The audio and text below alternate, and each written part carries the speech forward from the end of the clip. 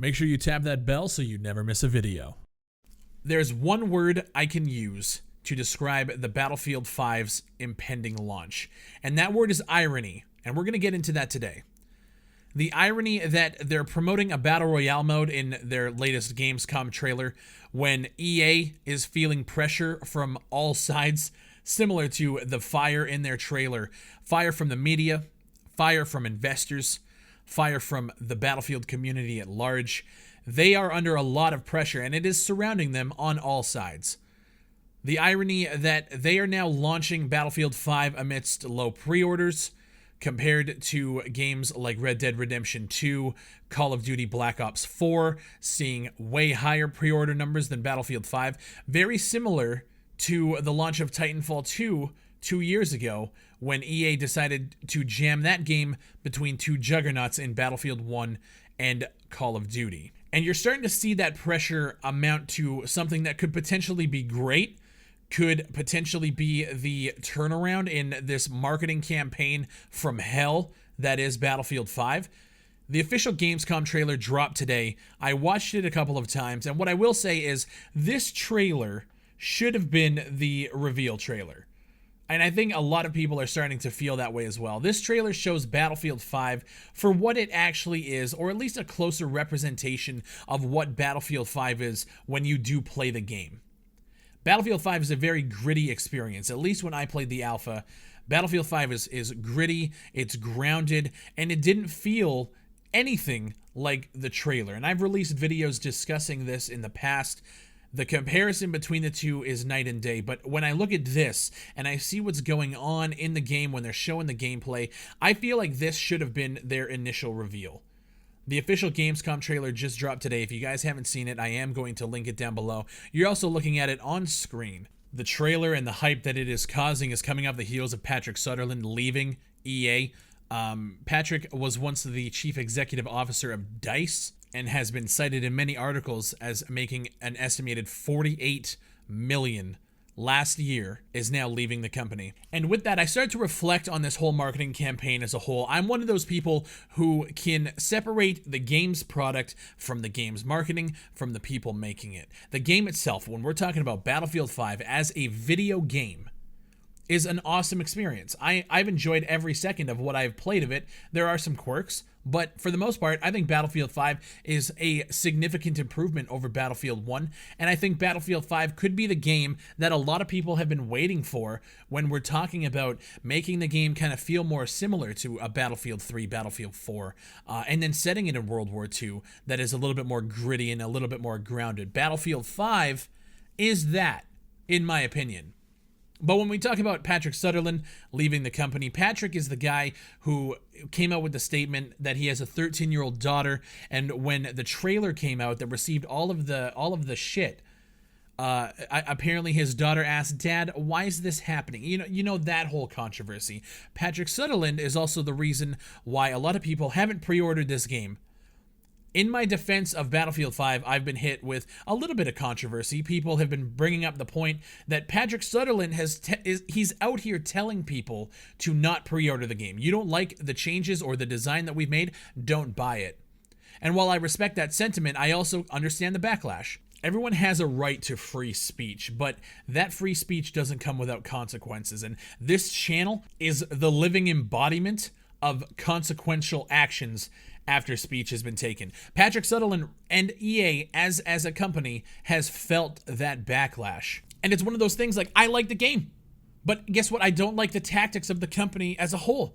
Patrick Sutherland fucked up and now he's leaving the company. I'm guessing they had a conversation about the pre-order sales, which are reported as weak, and he is now he's living with those consequences. EA is now living with those consequences, and I think that they're bringing in a marketing team, an expert, someone who is now trying to turn this train wreck around, which is a good thing. This is what happens when companies feel the pressure surrounding them. So what I will say is I don't agree with a lot of the sentiments of the people who are bringing up the historical accuracy and stuff like that. That is irrelevant to the conversation.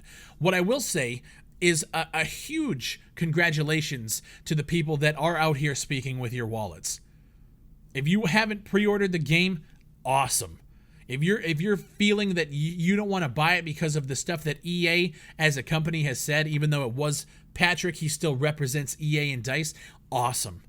That is what happens when you say and do things and feel the consequences from your consumer base. It would be the same thing as me coming out here and airing my grievances about my community. When you guys get at me for having certain opinions, I like to back myself up. And when it gets way too outrageous, I do call some of you out. Because I feel that I, as a person, as a brand, as whatever this is, I can deal with the backlash that I'm going to receive every single time I hit record.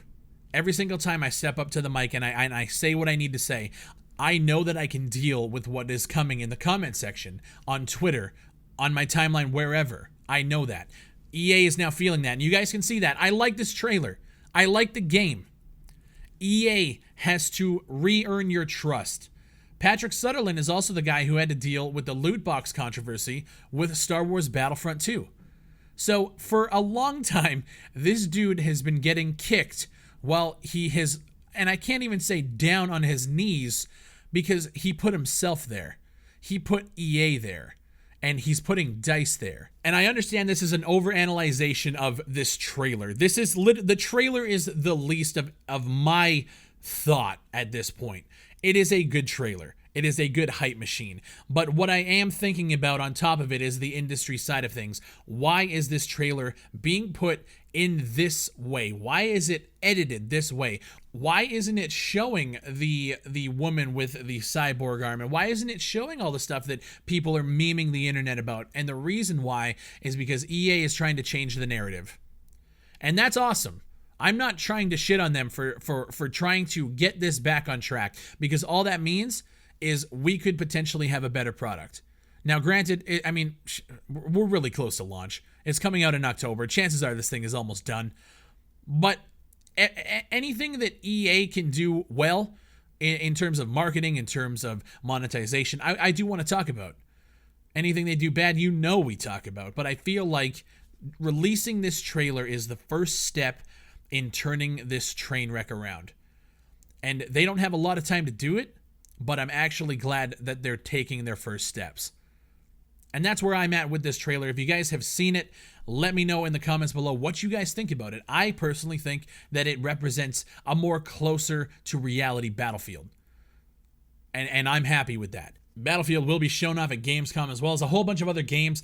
Apparently, Gamescom is like the greatest convention ever, and I think next year I'm going to try and save up some money and fly out to Germany to get my hands on the newest shooters, because World War III is another one coming out. They invited me to do an interview and do a playtest at Gamescom, but I can't afford to go to Germany right now, so it really bums me out. Next year, we're going to try and figure something out, because I want to be there for these releases. EA, DICE, start now your new marketing campaign and start showing us and developing the game in a way that we fucking want. And you guys are going to win back your crowd, because that's all that people ever ask for, is for you just to do right by your consumer. I know that's such a hard fucking thing to ask for, but I'm hoping this is the first step. My name is BigFry. Thank you guys for watching. If you haven't subscribed already, make sure you do. We're shooting for 100,000 subscribers this year, and I think we're going to get it.